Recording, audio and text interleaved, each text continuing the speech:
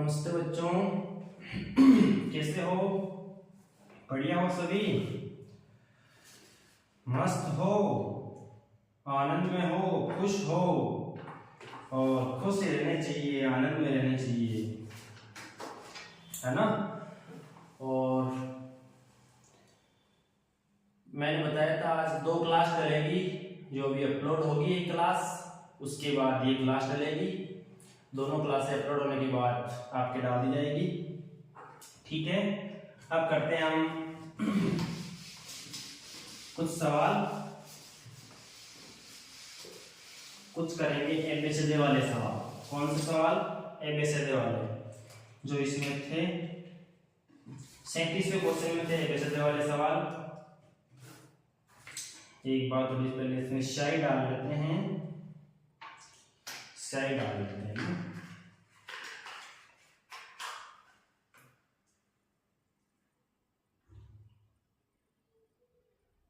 मेरे हिसाब से आप वीडियो को देख रहे होंगे बढ़िया तरीके से और समझ में भी आ रहा होगा। समझ में नहीं आए तो मेरे को कमेंट कर देना, मैं उसका रिप्लाई कर दूंगा। ओके, और अपने आप को व्यस्त रखो, मस्त रखो बस।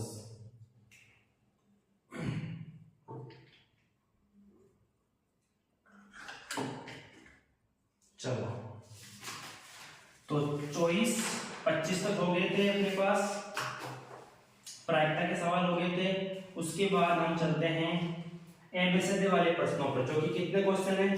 20 क्वेश्चन हैं। इनको करते हैं, देखिए एक बार। 20 क्वेश्चन है, एबीसीडी वाले 20 क्वेश्चन हैं। 20 क्वेश्चन में 37वें सवाल में है ये 20 के 20 सवाल।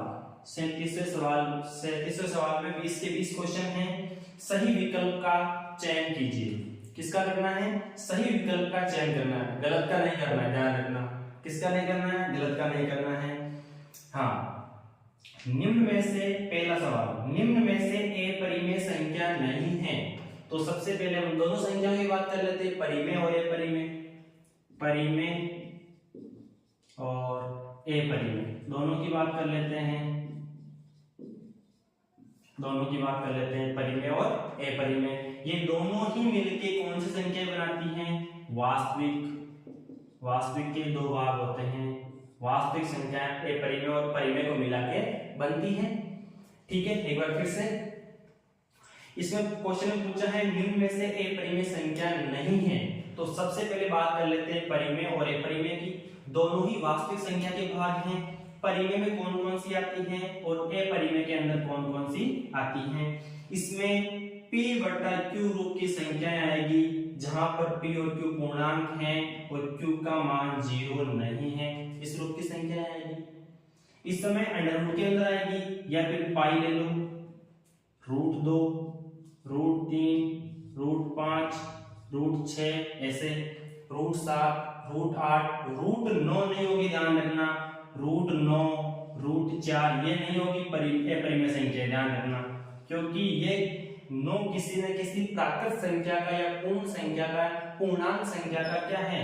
वर्ग है। क्या है? वर्ग है। जैसे 3 का स्क्वायर 9 होता है, तो इसको लिख सकते हो आप, इसको तो लिख सकते हो आप +2 -2, इसको लिख सकते हो आप +3 -3, क्योंकि +3 का वर्ग करोगे तब भी 9 आएगा, -3 का वर्ग करोगे तब भी 9 आएगा, +2 का वर्ग करोगे तब भी 4, -2 का वर्ग करोगे तब भी 4। इसका मतलब √9 को तो ऐसे लिख दिया ना आपने, ऐसे लिख दिया। इसका मतलब ये तो कौन सी संख्या हो गई? परिमेय हो गई, इसलिए ये अपरिमेय नहीं है। √9 और √4, √16 जो भी आती है अंदर, वो अपरिमेय नहीं है।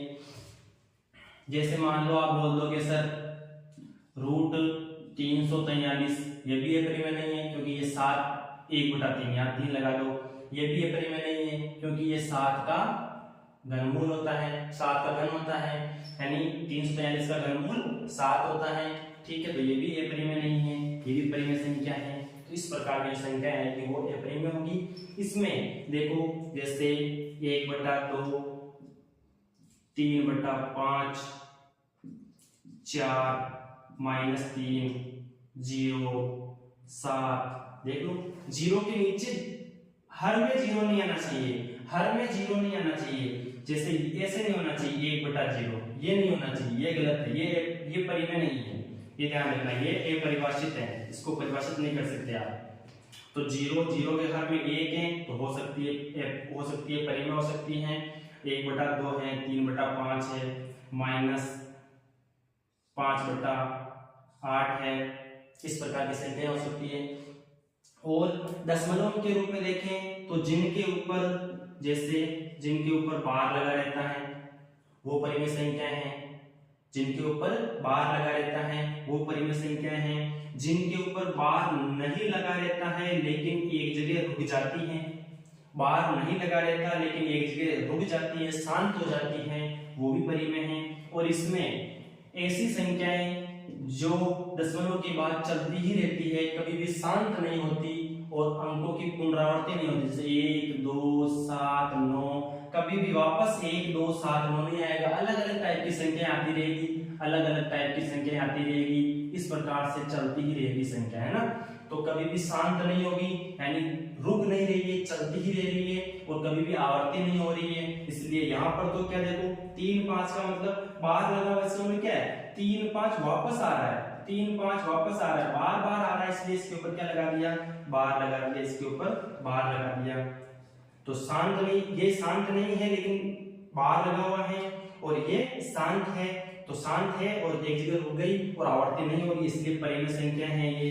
और ये अपरिमेय प्रकार की संख्याएं होती है जो कभी शांत नहीं होती और पुनरावृत्ति भी नहीं होती है, तो वो होती है अपरिमेय संख्याएं। तो पता लग गया परिमेय और अपरिमेय में कौन सी संख्या आती है। अब देखो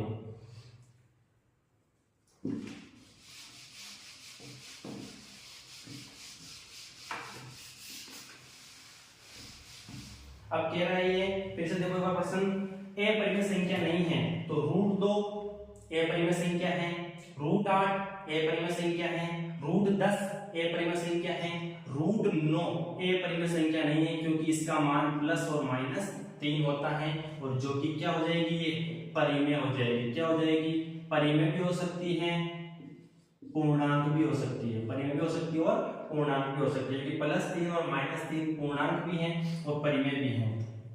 क्योंकि सारी की सारी परिमेय संख्याएं पूर्णांक नहीं होती, लेकिन सभी की सभी पूर्णांक संख्याएं परिमेय होती है। सारी की सारी पूर्णांक है वो परिमेय होती हैं, लेकिन सारी की सारी परिमेय पूर्णांक नहीं होती है, ठीक है ना। अब चलते हैं सेकंड पर। सेकंड देखो, 196 के अभाज्य गुणनखंडों की घातों का योगफल कितना है। 196 के आप अभाज्य गुणनखंड करोगे, उसमें जो घातें आएगी, जो भी अभाज्य गुणनखंड में घातें आएगी, उनका योगफल कितना है। 196 के अभाज्य गुणनखंड अच्छी तरीके से बताए हैं आपको।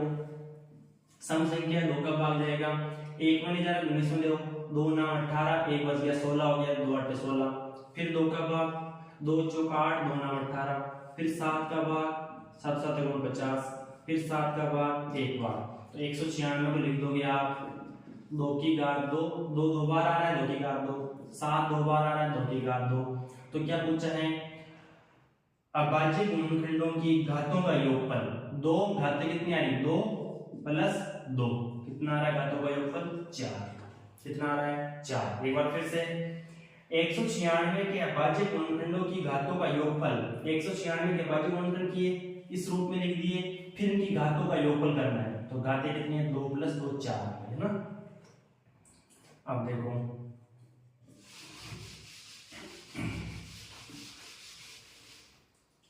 तीसरा, कौन सा रैखिक बहुपद है। बहुपद, रैखिक बहुपद कौन सा है। घात के आधार पर विभाजन होता है, रैखिक बहुपद, द्विघात बहुपद, त्रिघात बहुपद, त्रिघात बहुपद। रैखिक बहुपद, द्विघात, त्रिघात। रैखिक का मतलब एक घाती, एक घाती बहुपद, एक घाती बहुपद, एक घाती बहुपद। रैखिक बहुपद का मतलब होता है एक घाती बहुपद, फिर द्विघात यानी 2 घात वाला, त्रिघात यानी 3 घात वाला। तो इसमें कौन सा रैखिक है, तो जैसे ये एग्जांपल इसमें दे रखे हैं 7x - 5, पहला ऑप्शन। बी ऑप्शन दे रखा है 4x² + x, सी दे रखा है 5x³ + 3x² + 6, ये दे रखा है ना। अब पूछा रैखिक कौन सा है। रैखिक का मतलब ऐसा कौन सा चर है जिसकी अधिकतम घात 1 है? रेखिक का मतलब घात 1 होनी चाहिए, अधिकतम घात 1 होनी चाहिए। इस चर की अधिकतम घात यहाँ पर 1 है, तो इसका मतलब ये रेखिक है। इस चर की यहाँ पर अधिकतम घात 2 है, यहाँ पर 1 है, इसका मतलब ये चर की अधिकतम घात 2 है, इसका मतलब द्विघाती है। यहाँ पर चर की अधिकतम घात 3 है, इसका मतलब ये त्रिघाती है। तो इस प्रकार से वजन हो जाएगा एक घाती को रेखिक भी कहते हैं। फिर द्विघाती चर की अधिकतम घात 2 होनी चाहिए, त्रिघाती चर की अधिकतम घात 3 होनी चाहिए, ठीक है ना। चर की अधिकतम घात 3 होनी चाहिए। और जितने घात का बहुपद है, एक घात का बहुपद है उसका एक शून्य होगा, एक घात का बहुपद है उसका एक शून्य, दो घात का बहुपद है उसके दो शून्य, तीन घात का बहुपद है उसके अधिकतम तीन शून्य हो सकते हैं, अधिकतम तीन शून्य हो सकते हैं त्रिघात बहुपद के। और द्विघात बहुपद के अधिकतम दो शून्य हो सकते हैं, और एक घातीय बहुपद या रेखिक बहुपद का अधिकतम एक शून्य हो सकता है। तो इस प्रकार शून्यों की बात भी हो गई इनमें। रेखिक बहुपद के अधिकतम एक शून्य, द्विघात बहुपद के अधिकतम दो शून्य, जितनी घात है द्विघात है तो अधिकतम दो शून्य, त्रिघात है तो अधिकतम तीन शून्य हो सकते हैं, ठीक है। इस प्रकार से चौथा सवाल है, एक द्विघात बहुपद के अधिकतम कितने शून्य हो सकते हैं? तो द्विघात बहुपद के अधिकतम दो शून्य हो सकते हैं। त्रिघात बहुपद की पूछ ले तो त्रिघात बहुपद के अधिकतम तीन शून्य हो सकते हैं। रेखिक बहुपद के अधिकतम एक शून्य हो सकता है, ठीक है। तो चौथा भी इसमें शामिल हो गया। अब देखते हैं पांचवा। अब बहुपद का शून्य जब निकलता है, शून्य की बात कर रहे थे हम, शून्य की बात कर रहे थे, तो शून्य एक घात वाले का शून्य कितना होगा, दो घात वाले का शून्य कितना होगा, तीन घात वाले के शून्य कितने होंगे? एक घात वाले के शून्य कितने होंगे, दो घात वाले कितने होंगे, तीन घात। इसका अधिकतम एक शून्य हो सकता है, इसका अधिकतम दो शून्य हो सकते हैं, इसके अधिकतम तीन शून्य हो सकते हैं। तीन से ज्यादा मान, तीन घात वाला है तो x के तीन मान से ज्यादा नहीं आएंगे, तीन मान आ सकते हैं अधिकतम। तो x के इसमें एक घात वाले में, रेखिक वाले में एक शून्य, दो घात वाले में, द्विघात में दो शून्य, त्रिघाती में तीन शून्य। अब ये शून्य आते हैं तो प्लस वाली संख्या क्या आ सकती है? शून्य का आएंगे जैसे x का कोई मान आएगा, x का जैसे कोई मान आ रहा है 5, प्लस वाला क्या आ सकता है? x का मान -3 भी आ सकता है, ऋणात्मक भी आ सकता है। और शून्य का x का मान शून्य भी आ सकता है, x का मान शून्य भी आ सकता है, x का मान प्लस भी आ सकती है राशि, x का मान माइनस भी आ सकता है। तो शून्य धनात्मक भी हो सकता है, शून्य ऋणात्मक भी हो सकता है, और शून्य भी हो सकता है, शून्य भी हो सकता है, तीन हो सकते हैं। पांचवा प्रश्न ये किसी बहुपद का शून्य हो सकता है, धनात्मक भी हो सकता है, ऋणात्मक भी हो सकता है, शून्य भी हो सकता है, उपयुक्त सभी, ठीक है। तो शून्य देख लिए, एक घात वाले के अधिकतम एक शून्य, दो घात वाले के अधिकतम दो शून्य, तीन घात वाले के अधिकतम तीन शून्य।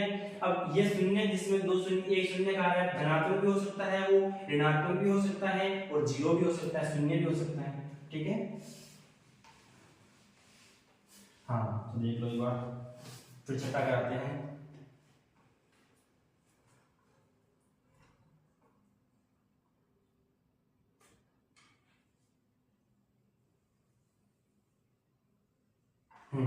देखो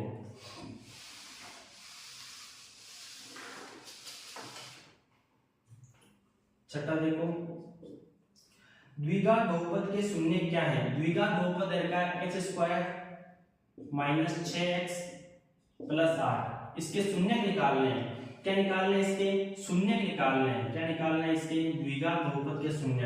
अब देखो इसमें तरीका, ये प्रश्न एबीसीडी में आया है, एबीसीडी में आया है तो आप कैसे करोगे? और एक नंबर या दो नंबर का आया है, जैसे लघुत्तरात्मक या अति लघुत्तरात्मक जो भी आया है वो आ जाए तो कैसे करोगे? तो सबसे पहले वो देखो, लघुत्तरात्मक, अति लघुत्तरात्मक और लघुत्तरात्मक आए तो इसका फुल सॉल्यूशन कैसे होगा? तो सबसे पहले क्या करते हैं, हमेशा द्विघात बहुपद ax² plus bx plus c के रूप का रहता है, c के रूप का रहता है, जहां पर x² का गुणांक a है, यहाँ पर x का गुणांक 1 है, 1 का मान 1, b का मान -6, यहाँ पर x का गुणांक कितना है +b, यहाँ x का गुणांक कितना है -6, तो b का मान -6, c का मान 8, अचर पद 8 आ गया। तो अब a b c के मान आ गए, तो हमेशा a और c को गुणा करना है और b को दो भागों में तोड़ना है। ऐसे दो भाग कि a और c को गुणा करने पर कितना आ रहा है 8 आ रहा है, a और c को गुणा करने पर 8। ऐसी दो संख्याएं लो जिनको गुणा करने पर 8 आ जाए और जोड़ने घटाने पर -6 आ जाए, जोड़ने घटाने पर -6 आ जाए। ऐसे दो संख्याएं बता देगा मेरे को, सोच के सोचो 2 मिनट 1 मिनट सोचो और फिर बताओ मेरे को। गुणा करने पर तो 8 आ जाए और जोड़ने घटाने पर -6 आ जाए, जोड़ने घटाने पर -6 आ जाए। ऐसी कौन सी दो संख्याएं हैं?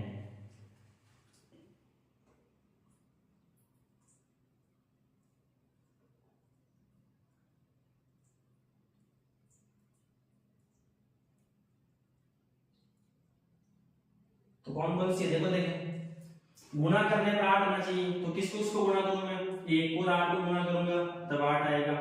लेकिन इनको जोड़ने घटाने पर तो 9 आ रहा है, जोड़ेंगे तो 9 आ रहा है, इसका चिन्ह माइनस का लेंगे तो इसका प्लस का लेंगे तो 7 आएगा, इसका माइनस का लेंगे इसका प्लस का लेंगे तो -7 आएगा, दोनों का माइनस का लेंगे तो -9 आ जाएगा, नहीं होगा। 2 और 4 गुणा करने पर भी 8 आ रहा है, 2 और 4 को जोड़ेंगे तो 6 आ रहा है, अपने को -6 चाहिए, इसका -2 लेंगे और -4 लेंगे। अब गुणा करो, माइनस को माइनस से गुणा किया प्लस, 2 को 4 से गुणा किया 8 और -2 और -4 को जोड़ो -6 आ गया। गुणा करने पर 8 आ रहा है दोनों संख्याओं को और जोड़ने घटाने पर -6 आ रहा है। इसका मतलब दो संख्याएं कौन सी हो गई, दो संख्याएं कौन सी हो गई -2 और, अब देखो तो सबसे इसको तोड़ना पड़ता है, बीच वाले को, b का ब्रेक करना पड़ता है, b वाले को ब्रेक करना पड़ता है। x square -2x -4x, x तो सेम है, संख्याएं थी अपने पास -2 और -4 प्लस 8 ऐसा ऐसा। अब इन दोनों को जोड़े बना लो, x कॉमन आ गया दोनों में से, x बच रहा है -2, यहाँ पर माइनस का चिन्ह कॉमन आ रहा है, 4 कॉमन ले लो, 4 कॉमन ले लिया तो यहाँ माइनस का चिन्ह तो प्लस का हो जाएगा और यहाँ प्लस का चिन्ह तो माइनस का हो जाएगा क्योंकि माइनस कॉमन लिया है और यहाँ 2 बच जाएगा। फिर इसमें और इसमें देखो x -2 कॉमन आ रहा है, x -2 और इसमें कितना आ रहा है x -4। अब शून्य निकाल, x बच गया यहाँ पर और -4 बच गया, शून्य निकालना, शून्य के बराबर रख दो, x -2 को 0 रख दो, x -4 को 0 रख दो, तो यहाँ से x का मान 2 आ जाएगा और यहाँ से x का मान 4 आ जाएगा।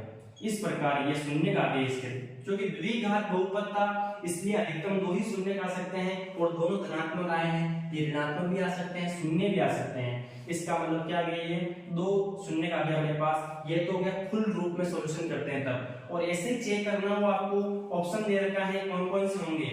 शून्य का मतलब है x के इसमें कौन कौन से मान रखें कि ये बहुपद शून्य हो जाए, शून्य का मतलब x के कौन कौन से मान पर ये बहुपद शून्य हो जाएगा। तो पहला ऑप्शन चेक करते हैं, x का मान 2 रखो, क्योंकि पहले ऑप्शन में 2 और 4 दे रखा है, तो 2 रखो और 4 रखो, शून्य आता है पहले। 2 की का x का मान 2 रखो, 2 का स्क्वायर -6 गुणा 2 प्लस 8 और 2 4 -6 दोबारा प्लस 8 8 4 12 12 -12 शून्य आ गया, इसका मतलब 2 शून्य है, ऐसे चेक करना है। फिर 4 को 4 का स्क्वायर -6 गुणा 4 प्लस 8 16 -24 प्लस 8 8 और 16 24 24 -24 शून्य आ गया, इसका मतलब ये भी शून्य है। इस प्रकार से आप अपनी इच्छा हो तो अगर टुकड़े फटाफट हो रहे हो तो ऐसे देख लो, और टुकड़े नहीं हो रहे हैं दिक्कत आ रही है तो रख रख के देख लो, आपकी इच्छा जैसे आप करना चाहो, ठीक है। अब देखो एक बार देख लो इसको,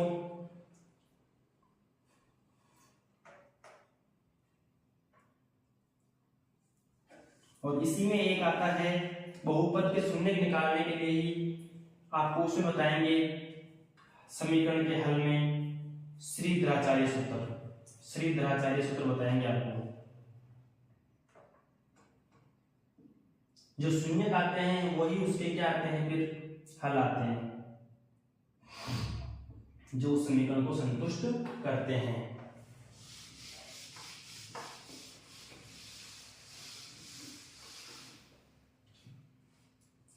सातों देखो, किसी संख्या का वर्ग उसके तिगुने से 70 अधिक है, कथन का समीकरण लिखना है। देखो समीकरण में हमेशा बराबर का चिन्ह आता है, समीकरण में हमेशा, यानी समीकरण में क्या आता है, बराबर का चिन्ह आता है, बराबर करना है आपने को।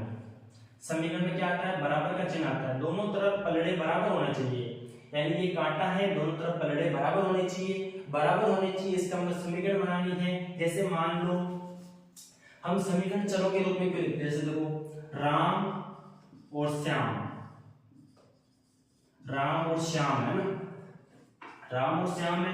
अब कह रहा है राम श्याम की दोगुनी उम्र से 10 वर्ष ज्यादा है, राम है जो श्याम की दोगुनी उम्र से, तो श्याम की दोगुनी उम्र से 10 ज्यादा है, ये कह रहा है। राम श्याम की दोगुनी उम्र से तो गुणा करना है, तिगुनी उम्र से तो गुणा करना है, 5 गुनी उम्र से गुणा करना है, ज्यादा है तो जोड़ दो, कम है तो घटा दो। तो राम श्याम की दुगनी उम्र से 10 वर्ष बड़ा है, तो राम बड़ा है श्याम की दुगनी उम्र से 10 वर्ष बड़ा है, इस प्रकार समीकरण लिखा। अब इसको चर मान लो, इसको x मान लो, सब जगह राम श्याम चलेगा, इसके लिए क्या मान लो, इसको x मान लो, इसको y मान लो, तो इस प्रकार से समीकरण बन गई। तो समीकरणों को ऐसे ही निरूपित करते हैं, दो चर वाला समीकरण है ये।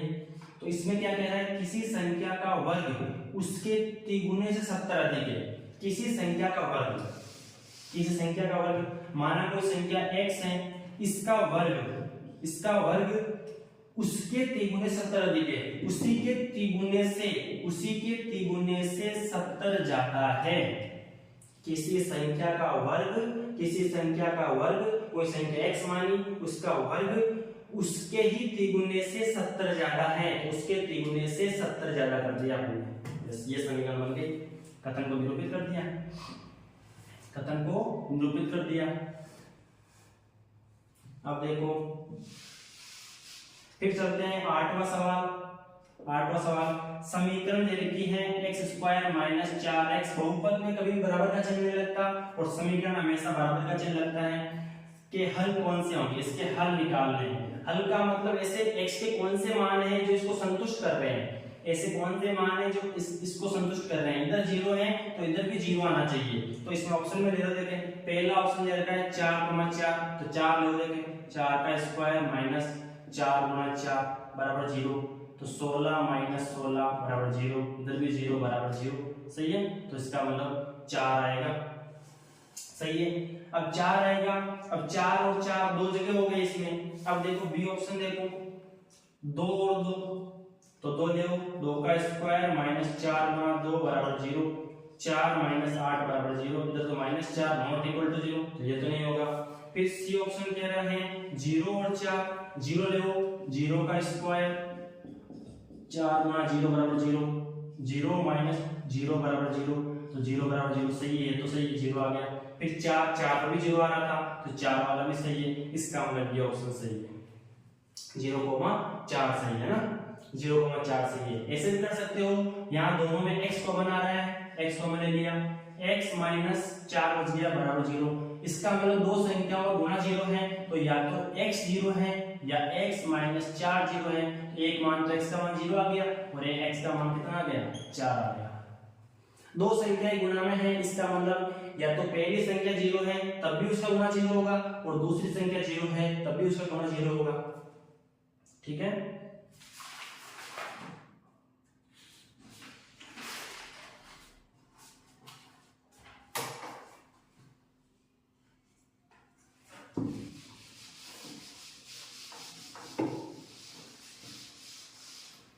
नौवां सवाल, दो संख्याओं का योग 48 है, दो संख्याओं का योग 48 है। अब दो संख्याएं कौन सी माने, किन का योग 48 है, हमें क्या पता कौन सी का योग 48 है। अगर आप पूरा बड़ा लेंदी मेथड के रूप में आ रहा है तो इस प्रकार सोल्व करोगे, बता रहा हूं उस प्रकार, और अगर ऐसे ही देखना है तो आप दो संख्याओं का योग 48 है, तो ऑप्शन देखो किन किन दो संख्याओं का योग 48 है, और फिर अब सभी का योग 48 आ रहा है, और फिर उनका गुणनफल देखना है 432 होना चाहिए, उनका गुणा कितना होना चाहिए, 432 होना चाहिए। अब जैसे माना कि दो संख्याएं x और y है, तो उनका योगफल यानी उनका योग ये तो कितना है 48, समीकरण नंबर 1, उनका गुणा x और y का गुणा कितना है 432 है, ये समीकरण नंबर 2। अब दो समीकरण आ गई, दोनों समीकरणों को हल करके आप x और y का मान निकाल सकते हो। समीकरण 1 से x का मान, समीकरण 2 में रख दो, x का मान कितना आएगा 48 माइनस y आएगा, 2 में रख दिया, यहाँ रख दिया, गुणा y बराबर 432 गुणा कर लो, y गुणा 48y माइनस y स्क्वायर बराबर 432। तो इसको उधर ले जाओ तो y प्लस में हो जाएगा, ये माइनस में हो जाएगा, और ये पहले से ही यहीं पर है 432 और बराबर 0। ठीक है, इस प्रकार से आ गया। अब दो संख्याएं अपने को तोड़नी है जिनका गुणा 432 हो और जोड़ने घटाने पर माइनस 48 आ जाए, जोड़ने घटाने पर कितना आ जाए माइनस 48 आ जाए। तो देखो कौन सी दो संख्याएं हैं। अगर ये दिमाग आप यहाँ पर लगा रहे हो, इसका मतलब यहाँ पर भी लगा सकते हो। तो इसको देखो, एक सूत्र और आता है श्रीधराचार्य सूत्र। कौन सा आता है? श्रीधराचार्य सूत्र। उससे हल निकलते हैं। y का समीकरण देखिए तो y के मान निकलेंगे minus b plus minus root b square minus 4ac बटा 2 है, इस प्रकार से निकलते हैं।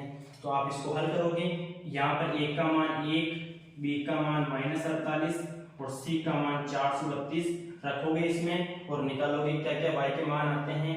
और अब देख लो एक बार, इसमें देख लो 48 योग आना चाहिए, तो 12 और 36 का योग 48 आ रहा है, 12 और 36 का योग 48 आ रहा है, और 12 और 36 को गुणा करो, देखें 12 6 72 का 2 हासिल का 7, 12 2 24 12 36 36 और 7 36 और 7 43।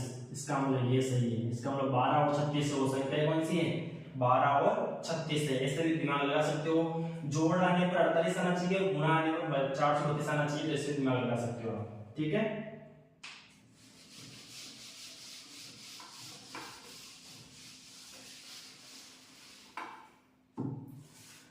दसवां देखो, निम्न में से कौन सी एपी नहीं है? कौन सी एपी नहीं है? इसका मतलब इसमें 3 तो एपी है और 1 नहीं है, वो कौन सी नहीं है अपने को देखनी है। तो पहला नंबर तो देखो, एपी ज्ञात करने के लिए हमेशा डी का मान निकालते हैं, एपी है या नहीं है उसके लिए डी का मान निकालते हैं, -5 -1 3 7 डेश। तो इसमें d1 निकालो, -1 में से -5 घटाएंगे, -1 में से -5 घटाएंगे। यहाँ पर कई सारे बच्चे कंफ्यूज होते हैं, गलती करते हैं, -1 में से -5 घटाना है, तो यहाँ पर बहुत सारे बच्चे एक चिन्ह लगाते हैं माइनस का, जो कि गलत हो जाएगा। तो दो चिन्ह ध्यान रखना, तो -1 माइनस को माइनस गुना +5, तो कितना आ गया 4। d1 का मान 4 आ गया। d2 का मान निकाल लो, 3 में से -1 घटा दो, तो 3 + 1 बराबर 4। d3 7 में से 3 घटा दो 4, इसका मतलब ये एपी है। फिर दूसरा देखना है, बी ऑप्शन चेक करना है अपने को, ये तो ए ऑप्शन था, ये तो एपी है ये तो ठीक है। फिर बी ऑप्शन चेक करना है, बी ऑप्शन 2 5/2 3 7/2 डेश। तो d1 निकालो, 5/2 में से 2 घटा दो, 5/2 में से 2 घटा दो, कितना आएगा 2 लघुत्तम 5 माइनस 2 4 1/2। फिर d2 निकालो, 3 - 5/2 2 लघुत्तम 3 2 6 - 5 बराबर 1/2। d3 निकालो, ये हो जाएगा 7/2 - 3 7 - 6/2 1/2। इसका मतलब ये भी d समान आ रहा है सभी में, इसका मतलब ये भी एपी है, ये भी एपी है, बिल्कुल सही बात है, एपी है भाई। इसका तीसरा सी चेक करो, 0.2 0.22 0.222 डैश। अब डी निकालो, इसमें d1 0.22 में से 0.2 घटाओ, तो यहाँ पर 20 मान लेते हैं, तो यह आ जाएगा 0.2 में से 0 गया 2, 2 में से 2 गया तो 0.02। फिर d2 निकाला, 0.222 में से 0.22 घटाएंगे, इसमें से इसको घटाओ, तो यहाँ पर 0 लगा देंगे, तो 0 आ जाएगा 0.02। क्या ये दोनों सेम है? क्या अलग अलग है? दोनों अलग अलग है। यहाँ दशमलव के बाद 0.2 है, यहाँ दशमलव के बाद 0.02 है। इसका मतलब तो होता है 2/100 और इसका मतलब होता है 2/1000। इसका मतलब होता है 2/1000। तो यहाँ पर अलग अलग है, D1 का और D2 का मान बराबर नहीं है, इसलिए ये AP नहीं है, AP नहीं है। ठीक है,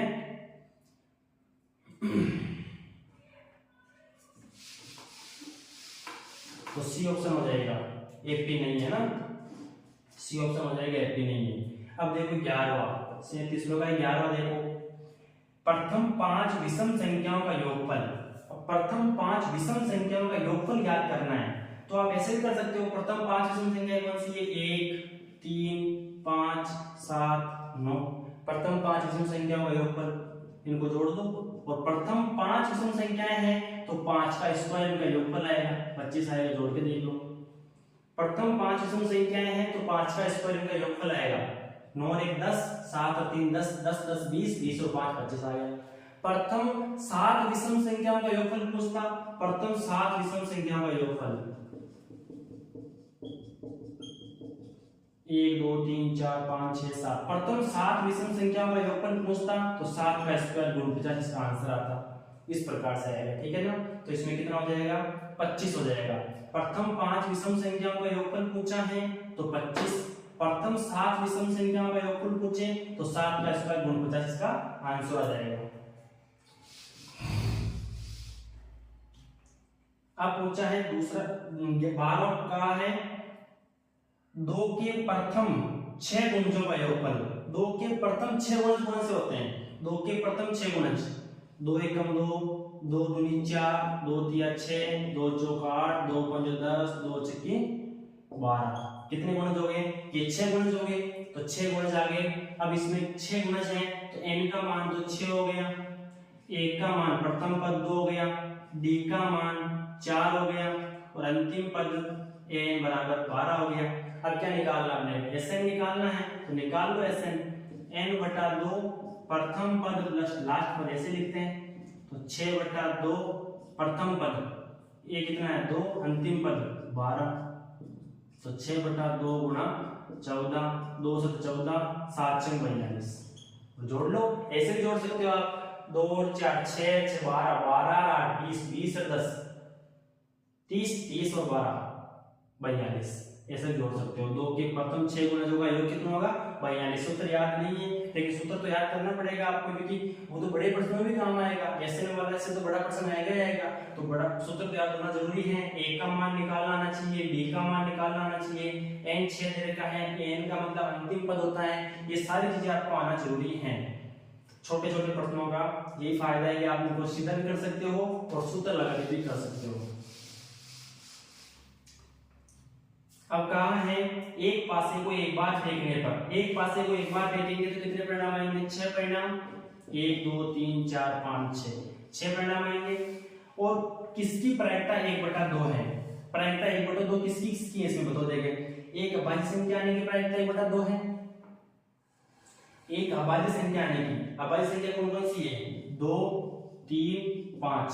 अभाज्य संख्या कितनी आ रही है? 3 आ रही है, तो इसका अनुकूल परिणाम 3 हो गए, अनुकूल परिणाम 3 हो गए, और कुल परिणाम तो 6 है, तो 1/2 आ रही, बिल्कुल सही है।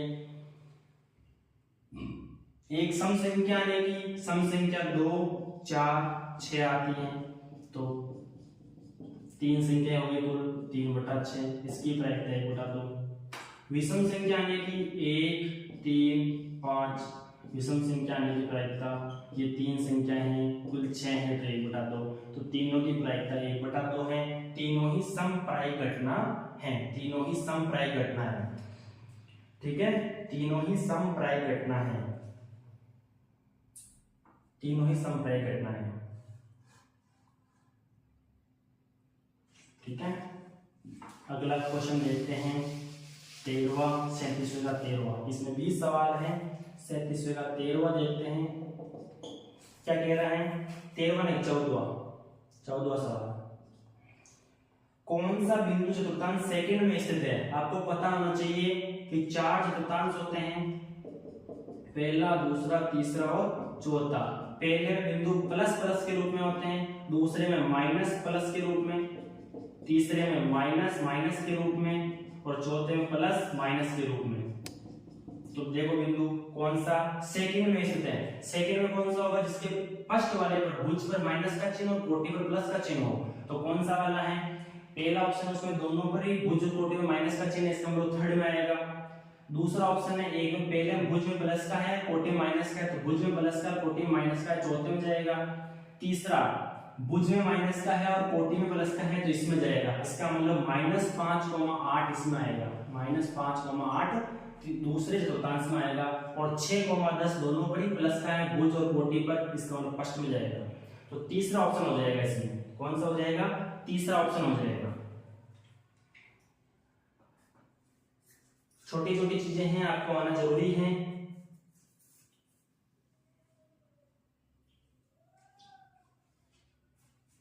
पंद्रवा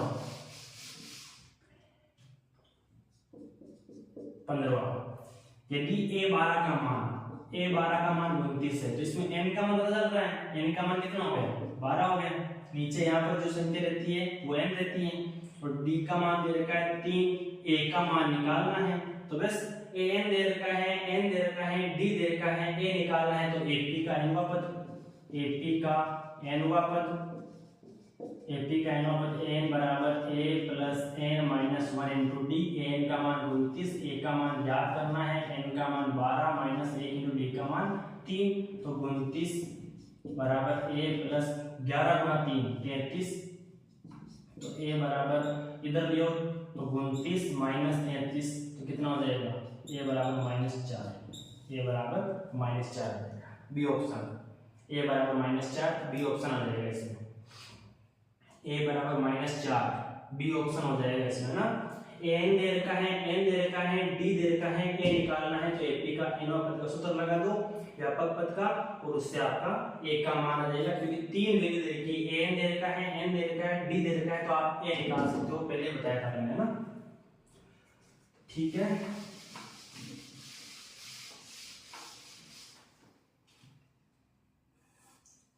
अब देखो 16वां, समांतर श्रेणी a 3a 5a dash dash dash dash, nवा पद निकालना है, इसका nवा पद निकालना है, तो यहां पर प्रथम पद कितना है, प्रथम पद कितना है, a है, सार अंतर कितना है, सार अंतर कितना है, सेकंड में से फर्स्ट वाले को घटा लो, 3a माइनस a बराबर 2a है, सार अंतर 2a हो गया। nवा पद निकालना है, तो ap का nवा पद क्या होता है, n बराबर a plus n minus 1 into D, जहां पर a प्रथम पद है, d सार अंतर है, n पदों की संख्या है, और n nवा पद है, तो n बराबर प्रथम पद कितना है, a ही है, n माइनस 1 इंटू डी, सार अंतर कितना है, 2a है, कितना है, 2a, तो कितना आ जाएगा, n बराबर a plus 2an minus 2a, इसको इससे गुणा किया, माइनस इसको इससे गुणा किया, 2an और a में से 2a गया तो माइनस 1 बच जाएगा, तो an बराबर 2an माइनस a, अब दोनों में से a कॉमन आ रहा है, तो यह हो जाएगा 2n माइनस 1, ये हो जाएगा आपका nवा पद। दूसरा ऑप्शन बी ऑप्शन हो जाएगा आपके इसमें, बी ऑप्शन हो जाएगा a 3a 5a dash dash dash dash का nवा पद, ये हो जाएगा ना। इसको करो जब तक मैं फाइनल लिख के आता हूं।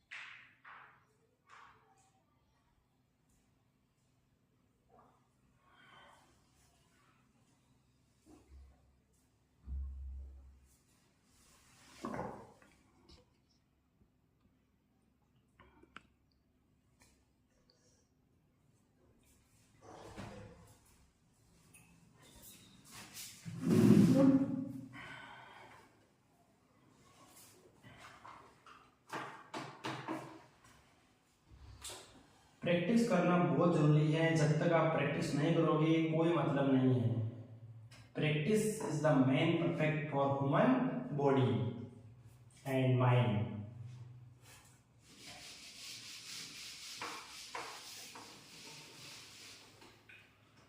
अब देखो 17वां, निम्न में से एपी के लिए कौन सा विकल्प सही है? क्या एपी का nवां पद n बराबर a plus n minus 1 into D होता है? बिल्कुल सही है। n पदों का योग Sn बराबर n बटा 2 2a plus n minus 1 into D होता है? बिल्कुल सही है, ये भी सही है। दो अंकों वाली 30 संख्याएं, अब दो सही हो गए, इसका मतलब ऐसे तो अपने को तीसरा चेक करने की आवश्यकता नहीं है, उपयुक्त सभी आ जाएगा, क्योंकि दो पता चल गया, दो फिक्स बिल्कुल सही है, इसका मतलब तीसरा चेक करने की जरूरत नहीं है, ऑटोमेटिक उपयुक्त सभी आ जाएगा। लेकिन फिर भी हम तीसरे को चेक कर लेते हैं। दो अंकों वाली 30 संख्याएं 3 से बची हैं। अब दो अंकों वाली संख्या कहां से शुरू होती है? 10 से शुरू होती है, 10 11 12 डैश डैश डैश डैश 99 जाती है।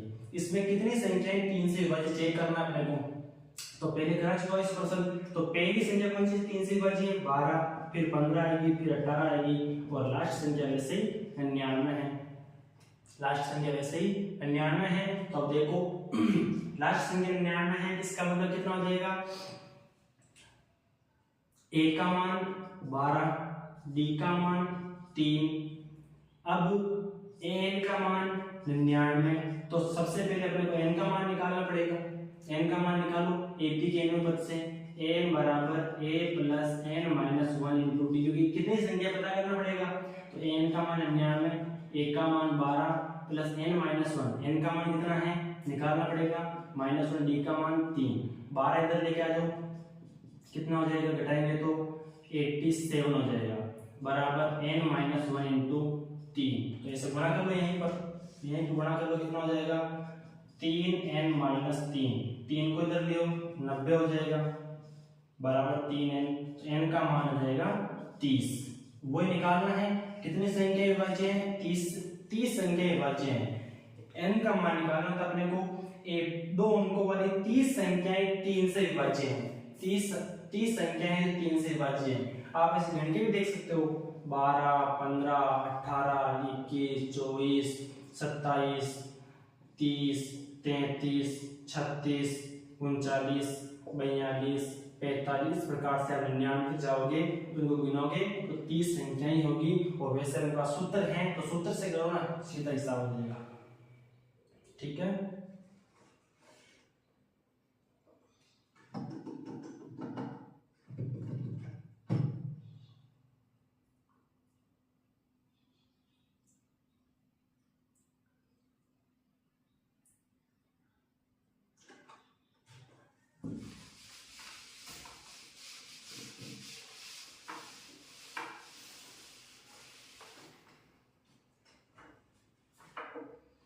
अब देखो 18वां क्वेश्चन, बिंदु -2,1 की x अक्ष व y अक्ष से लंब दूरी कभी नेगेटिव नहीं होती, ऋणात्मक नहीं होती, तो जिसमें नेगेटिव चिन्ह उनको हटा दो पहले। तो पहले और चौथे ऑप्शन में 2 में नेगेटिव आ रहा है, 2 के ऋणात्मक चिन्ह लगा दो, उनको हटा दो। फिर x अक्ष से लंब दूरी पूछी है, तो x अक्ष से लंब दूरी पूछे तो कोटि आएगी। x अक्ष से लंब दूरी क्या होती है? कोटि। x अक्ष से लंब दूरी वो तो होती है कोटि, और जो भुज होता है वो y अक्ष से लंब दूरी होती है। भुज होता है y अक्ष से लंब दूरी होती है, भुज होता है वो y अक्ष से लंब दूरी होती है। तो x अक्ष से लंब दूरी तो 1 होगी, और y अक्ष से लंब दूरी कितनी होगी? 2 होगी। तो तीसरा ऑप्शन हो जाएगा 1,2। x अक्ष से लंब दूरी और y अक्ष से लंब दूरी कितनी हो जाएगी? 1,2 हो जाएगी। ठीक है, तो कोटि तो होती है x अक्ष से लंब दूरी, और भुज होता है y अक्ष से लंब दूरी, उल्टा होता है। कोटि जो होती है वो x अक्ष से लंब दूरी होती है, और भुज जो होता है वो y अक्ष से लंब दूरी होती है। x निर्देशांक को भुज कहते हैं, y निर्देशांक को कोटि कहते हैं, ये ध्यान रखना। अब देखो 19वां सवाल, इसी में दो बिंदु 0, cos थीटा और एक बिंदु दे रखा है 0 sin थीटा, 0। इन दो बिंदुओं के बीच की दूरी निकालनी है, मध्य की दूरी निकालनी है, तो वही सूत्र लगेगा, दूरी सूत्र कल पढ़ा था। दो बिंदुओं के बीच की दूरी कैसे निकालते हैं? दूरी बराबर इसको x1 माना, इसको y1 माना, इसको x2 माना, इसको y2 माना, तो x2 में से x1 घटाओ उसका स्क्वायर प्लस y2 में से y1 घटाओ और इसका स्क्वायर करो। x2 कितना देखो sin थीटा में से x1 घटाओ 0 घटा दिया, इसका स्क्वायर प्लस y2 कितना है 0, इसमें से cos थीटा घटा दिया y1 को, इसका स्क्वायर। तो ये हो गया sin थीटा में से 0 जाएगा sin थीटा और sin थीटा का स्क्वायर, तो कितना हो जाएगा sin स्क्वायर थीटा प्लस 0 में से cos थीटा गया तो माइनस cos थीटा और माइनस cos थीटा का स्क्वायर cos स्क्वायर थीटा, क्योंकि माइनस का स्क्वायर तो प्लस। अब ये सरसंख्या आपने पढ़ी होगी त्रिकोणमिति में, कौन सी है? sin square theta plus cos square theta का मान कितना होता है? क्योंकि sin square theta plus cos square theta बराबर 1। तीन सरसंख्या आपने पढ़ी है, 1 प्लस tan स्क्वायर थीटा बराबर sec square theta, 1 plus cot square theta बराबर cosec स्क्वायर थीटा, ये पढ़ी है। तो कितना हो जाएगा इसका मान? अंडर रूट में 1 आ जाएगा, यानी इसका मान 1 हो जाएगा। तो पहला ऑप्शन आ जाएगा 1। तीन सरसंख्याएं पढ़ी थी आपने, जो पहली सरसंख्या यहाँ पर काम आ रही है, sin थीटा का स्क्वायर प्लस cos थीटा का स्क्वायर कितना होता है? 1 होता है, तो और 1 का अंडर रूट कितना होता है? 1। ये करो। और दूसरा जो इसका 20वां क्वेश्चन है वो भी निर्देशांक की ज्यामिति पर आधारित है, मध्य बिंदु सूत्र पर आधारित है। मध्य बिंदु सूत्र पर, ये तो दूरी पर आधारित था और ये मध्य बिंदु सूत्र पर आधारित है। अगला सवाल मध्य बिंदु सूत्र पर आधारित है। जैसे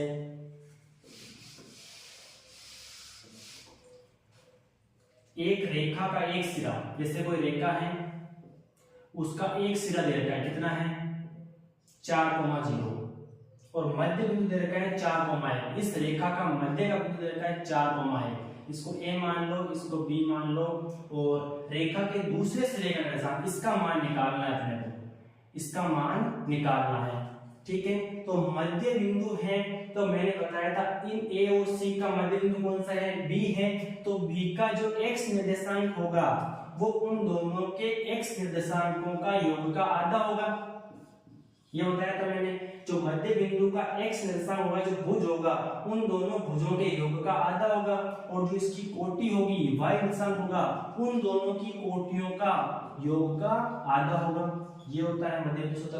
तो 4 2 8, 8 में से 4 गया तो 4, x का मान तो 4 आ गया, और y का मान 2 एकम 2, 0 लाइन 2 बचेगा, तो y का मान आ गया 2।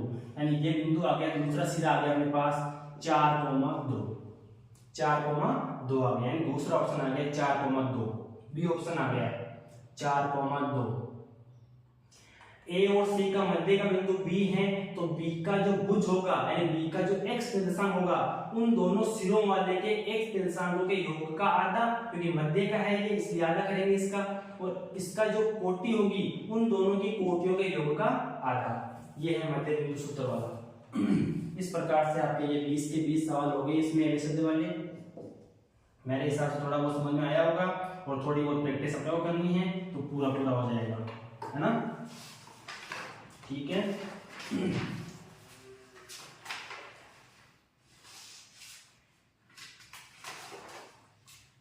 फिर कल करेंगे अपन त्रिकोणमिति के सारे सवाल। त्रिकोणमिति के सवाल करेंगे कल, क्योंकि अगली प्रश्नावली इसमें त्रिकोणमिति वाले सवाल हैं। 26वां, 27वां, 28वां, 29वां, 30वां और 31वां। कितने सवाल हैं? 1 2 3 4 5 6। तो 6 सवाल करेंगे कल। 6 सवाल कल करेंगे अपन, है ना? 6 सवाल कल करेंगे त्रिकोणमिति के, और एक 40वां सवाल भी है। 40वां सवाल भी है त्रिकोणमिति का। तो 7 सवाल हैं, सातों सवालों को कल करेंगे, चाहे 1 घंटा लगो, चाहे 1.5 घंटा लगो, चाहे 2 घंटे लगो। त्रिकोणमिति के कल 7 के 7 सवाल हो जाएंगे आपके, है ना? और आज की 2 वीडियो को देख लेना अच्छी तरीके से, दोनों वीडियो। ठीक है, ये कर लिया? ओके, चलते हैं। आपने मेरी क्लास को अच्छे से सुना होगा। Thank you. Okay, best of luck.